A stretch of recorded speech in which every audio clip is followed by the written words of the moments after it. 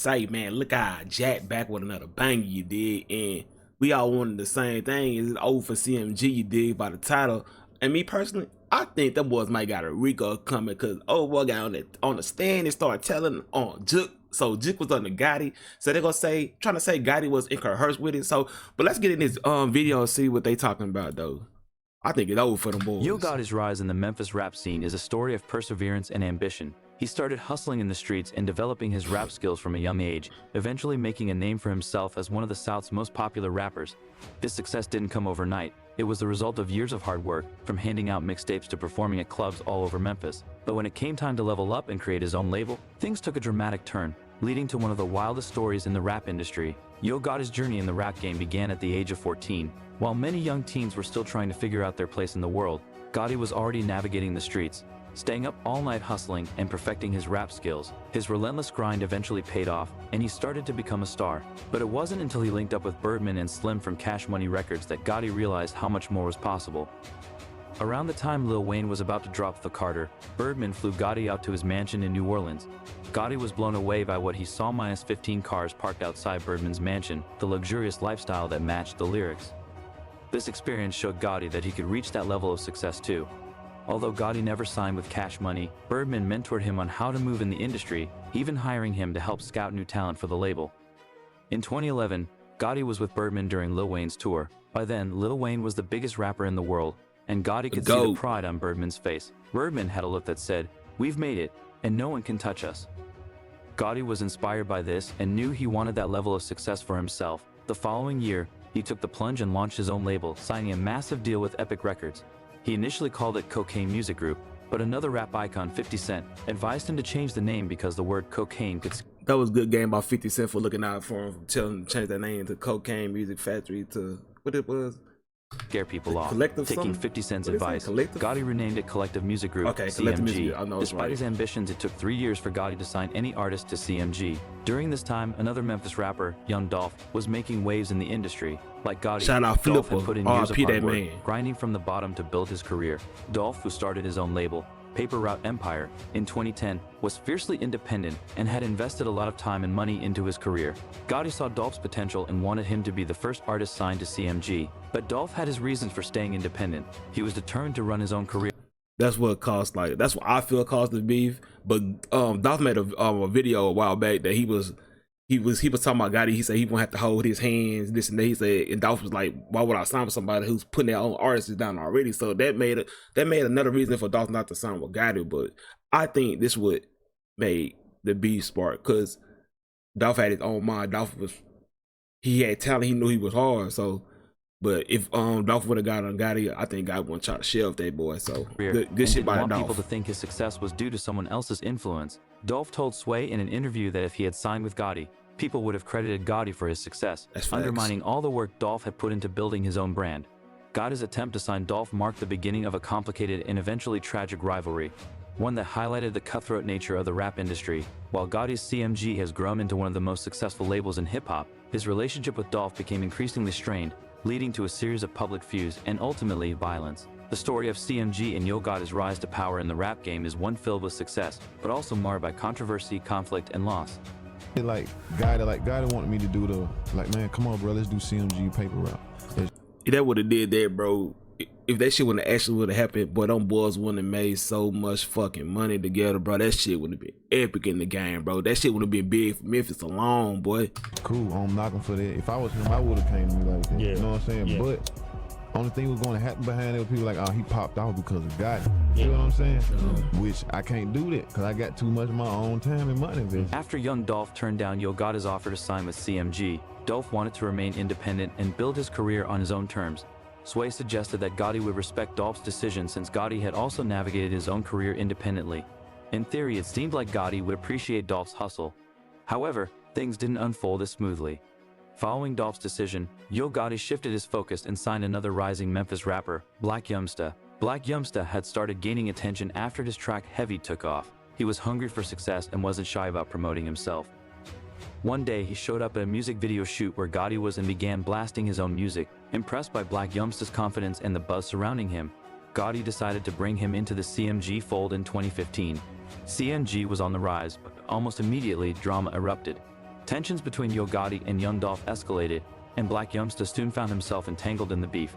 Although, it seemed like Dolph and Gotti were on good terms after Dolph turned down the deal, that perception changed dramatically in 2016. Dolph released his debut album King of Memphis that year, a title that rubbed Gotti the wrong way since Gotti... I don't feel like it shouldn't rub Gotti the wrong way, because it's just a fucking figure of speech. Like, it could be more than one fucking king, bro. Like, it's a figure of speech, but I guess since Gotti was bred and born in Memphis, it's different to Dolph for Chicago. And he moved down there and got raised down there. So I understand the game. He had been referring to himself as the King of Memphis for years. The tension that had been simmering behind the scenes came to the surface when Dolph took to Twitter to diss Gotti. He tweeted, "Bro went from being my #1 fan and wanting to sign me to being my biggest hater." Gotti chose not to respond publicly, but Blac Youngsta, newly signed to CMG and loyal to Gotti, jumped into the feud. He declared that he would slap Dolph the next time he saw him, signaling that the beef was far from over. What followed was a series of increasingly intense confrontation between the two camps, marking the beginning of a long and bitter rivalry in Memphis rap. This feud would not only impact the careers of those involved, but would also have tragic consequences in the years to come. You a bitch, you a soft ass nigga, you nice ass nigga. If you got a problem, nigga, say you got a problem. Shake ass, bitch ass nigga. Ain't no motherfucking king of Memphis, ain't king of South Memphis, he ain't from the... Young Dolph didn't take Blac Youngsta's threat lightly.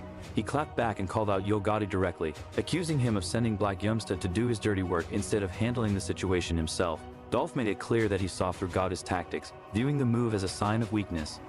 Dolph's response further fueled the tension between the two camps, as he essentially accused Gotti of hiding behind his artist rather than facing him head-on. This exchange only intensified the beef, solidifying the rivalry between Dolph and Gotti, and setting the stage for even more confrontations down the line. Spraying your bitch ass for years, nigga, the whole city know that.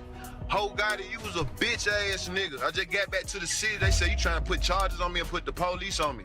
You send your little nigga out to do all your talking. Shai Glizzy claims that the situation wasn't as it appeared. According to him, the entire incident might have been a setup. After his chain was snatched, Blac Youngsta allegedly offered to help retrieve it. But Shai believes that Blac Youngsta and his crew were actually involved in the robbery.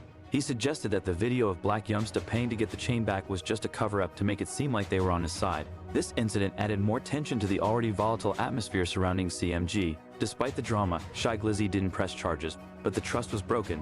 He distanced himself from the CMG camp after that, and the incident became another dark chapter in the label's history.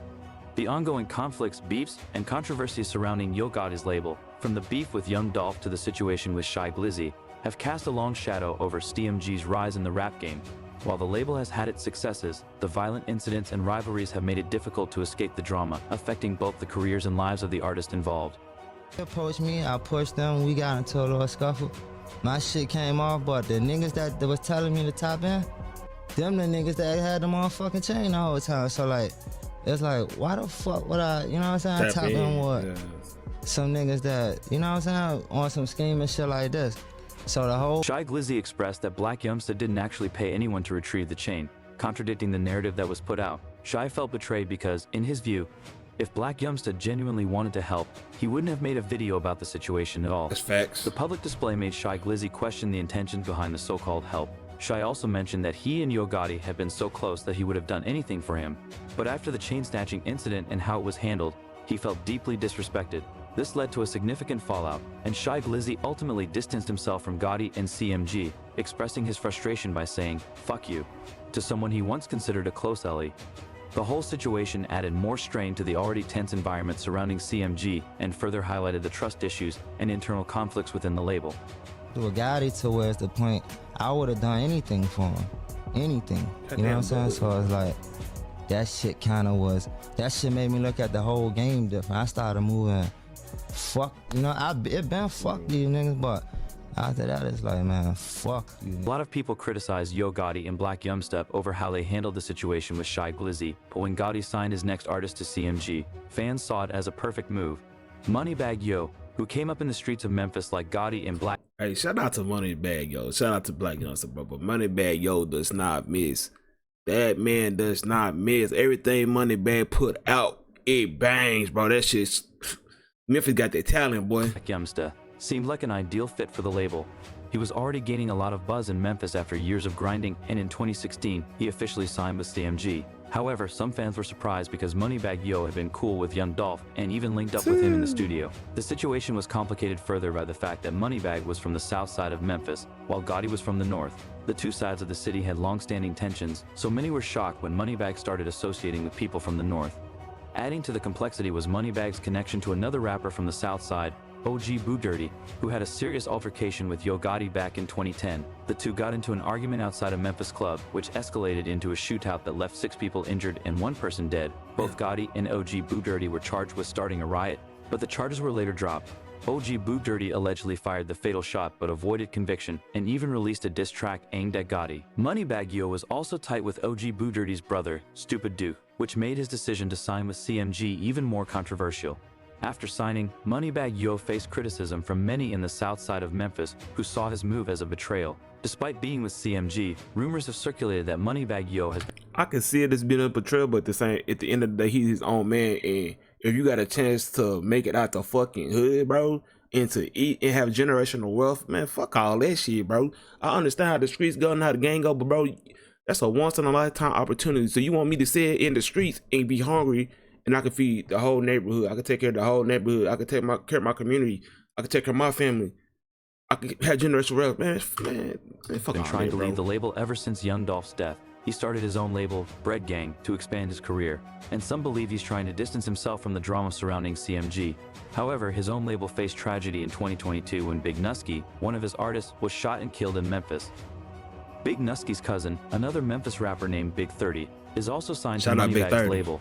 There was confusion among fans about whether Big 30 was signed to CMG, but Big 30 clarified on social media that he wasn't with CMG and was only signed to Moneybagg Yo's Bread Gang. CMG, Yo Gotti, and they're just the family. I'm not CMG, I'm endless, man. Endless for life, endless break guy, man. If Moneybagg Yo leaves CMG, it would be a massive loss for the label, but there's another artist who hasn't been active with CMG in years, BlockBoy JB. Back in 2018, BlockBoy JB was one of the hottest rappers around. He came up in North Memphis and started dropping music in 2012, but it wasn't until 2018 that his career really took off.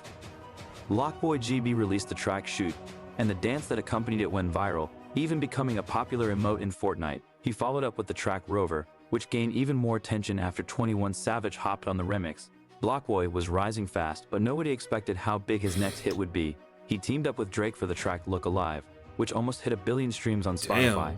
There were rumors that BlockBoy was going to sign with Drake's OVO label after their collaboration, but the deal never materialized. After that, BlockBoy JB's momentum slowed down, and he fell off for a few years. Then in 2022, news broke that BlockBoy JB had signed with Yo Gotti's CMG. Fans hoped this move would help him get his career back on track, but he only dropped one project with the label and has been mostly silent since. Even when CMG released a compilation tape in 2023 featuring all their artists, BlockBoy JB was notably absent. It's unclear what his next move will be, but it's obvious that Gotti wasn't able to reignite his career. While Gotti struggled with artists from Memphis, things took a wild turn when he signed a rapper from Detroit named 42 Dugg. 42 Dugg had been heavily influenced by Yo Gotti and was gaining buzz in Detroit, especially after linking up with Lil Baby. This led to him signing with both Lil Baby's 4PF label and CMG. 42 Dugg's career started taking off with tracks like Grace and We Paid, but trouble followed. In 2019, 42 Dugg, who had a felony conviction, was spotted at a shooting range in Atlanta, which violated his parole since he wasn't allowed to be around guns. Later that year, he ran a stop sign, and when the cops tried to pull him over, he fled, spending 2 months on the run. He was eventually caught in August 2020 and sentenced to 6 months in a prison camp. Despite being granted bond, 42 Dugg went on the run again and tried to claim sovereign citizen status to avoid arrest. But the authorities caught up with him a month later. While incarcerated, 42 Dugg took to Instagram to complain about the prison conditions, saying he had to use shower water to heat up his food. Yo Gotti offered $2 million to any lawyer who could get 42 Dugg released early. Gotti stood by his artist, and 42 Dugg was eventually released in 2023. However, just as things seemed to be settling down, 42 Dugg got into some industry drama with one of the biggest rappers in the world. In January 2024, Wack 100 went on No Jumper and claimed that Offset and 42 Dugg had been shooting dice at the Quality Control record studio, and things took a serious turn. It walks right up, and Doug's walking away from him, grabs his left pocket. Some money bulging out of it. He didn't take the money out of his pocket. Right? I don't know if he was attempting to take it or he was just trying to turn him around or what it was. Nevertheless, Dugg ends up turning around. When he turned around, Offset foul. In the face. Right in the face. 42 Dugg dismissed the claims, but Wack 100 escalated the situation by leaking alleged DMs with Offset, where Offset seemingly confirmed the story and accused 42 Dugg of lying. How I be The truth getting all about this what shit, happened bro? that night remains unclear, but another artist signed to Yo Gotti made headlines for a tragic reason. GloRilla, who had been rising rapidly in the music industry, faced a devastating incident in March 2023. GloRilla, Man, who hails from Memphis, Man, shout out to GloRilla, bro. She got the on the female side, she got that bitch sold up, bro. Everything she drops, GloRilla go hard in the bitch. went viral on TikTok in 2022 with her track FNF. Shortly after, Yo Gotti signed her to CMG and gave her $500,000 in cash as a celebratory gesture. She was quickly becoming a star, collaborating with major artists like Cardi B and Lil Durk. However, her career took a tragic turn during a concert in Rochester, New York. After her set ended, the crowd panicked, thinking they heard gunshots. The exact cause of the noise is still unknown, but the chaos that ensued led to the tragic deaths of 3 people. After the incident, rumors began circulating that GloRilla was being sued and that Yo Gotti might drop her from CMG to avoid the drama. Despite the rumors, GloRilla remains with CMG, and there's no indication that Gotti intends to cut ties with her. However, a tragedy has undoubtedly impacted her career at a critical moment. Yo Gotti isn't just dealing with drama from his current artists. Back in 2015, a rapper named Plain James gained attention with his track. I can tell this last part kind of old, cause yeah, that boy Gotti would lost a lot of money if he would have dropped GloRilla. Cause GloRilla's making that boy a lot of fucking money, so I know this part kind of old. Water Wet. Even though this He video performed the was song blue. in North Carolina while Yo Gotti was in attendance. A few weeks later, Gotti reached out and flew Plain James to Miami for a meeting, expressing strong interest in signing him to CMG. Plain James signed the contract, which should have been a major career milestone, but things quickly went south. After signing, one of Plain James' friends outed him as bisexual. Shortly after, Plain James claimed that the vice president of CMG called him and expressed discomfort with his sexuality, saying, "We don't really fuck with nobody like that." Following this, Plain James was left in a difficult position. He was still under contract with CMG, but they allegedly stopped communicating with him, leaving him unable to release new music. Hey, bro, that's some hating shit, bro. Why you gonna do your partner like that? You must hate cause you ain't get signed. Hey, that's that man business. That's how he rock. That's how he rock. Hey, I don't judge nobody. I don't get down like that, Jack. I don't judge nobody. But that's some whole shit to do your partner like that. And what that make you if you hanging out with him though, Jack? You did? Or sign with another label. The situation drew significant backlash online, especially after Plain James shared his story in an interview with DJ Booth. However, the outcome of this situation remains unclear. The negative attention likely contributed to Yo Gotti's decision to seek help with managing CMG. In December 2023, But hey, that's the banger for today. Man, what do y'all think? Do y'all think it's over for CMG or what? Since old boy got on the stand and was pointing at Big Jug for putting the hit out on Dolph. I personally think it's kind of, it might be some static behind that. Might be a Rico coming behind that or anything, bro. Cause you got that man wait for $800, bro. Basically, you know, it's $100K book bound on, bro. Bro. I don't know that shit. I'll be worried if I was him. But that's what you got the lawyers for though. But hey, make sure you like up and sub to the channel. Appreciate all the love. Hey, peace, Jack.